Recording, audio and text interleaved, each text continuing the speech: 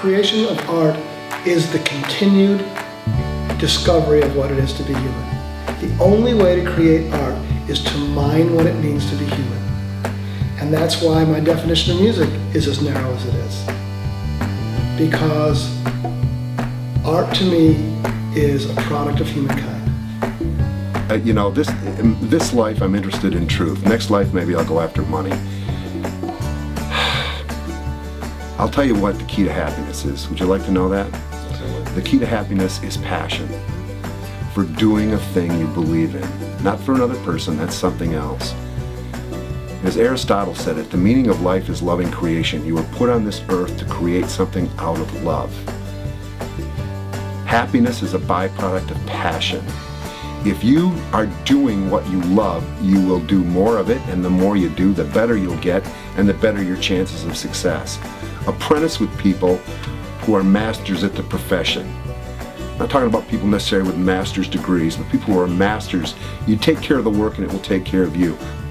Ever since the Greeks and thereafter, vision has been used as a metaphor for knowing. Like when people say, I see what you're saying. I mean, they don't usually say, I smell what you're saying, but they, when you have in the cartoon with the little light bulb on the top of the head, like, oh, I have an idea, I think, I know. We kind of say he lit up if he understands you, or these kinds of expressions show that we use light as a dominant metaphor. Even things like focus, I'm going to focus on this, that these are visual metaphors of focusing in that come from the lens, from light, from the eye.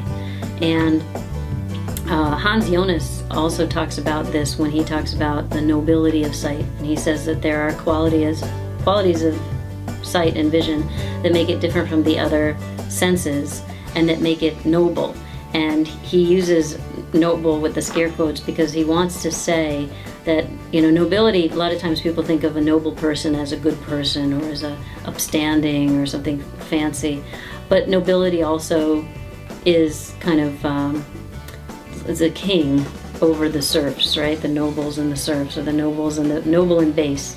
And so if you're the nobility, you're propped up by other things. And so vision relies on other senses for its confirmation, and in some ways it's the most distanced from the reality of the world, in the same way that the king is very distanced from the reality of the world and relies on things to help prop it up.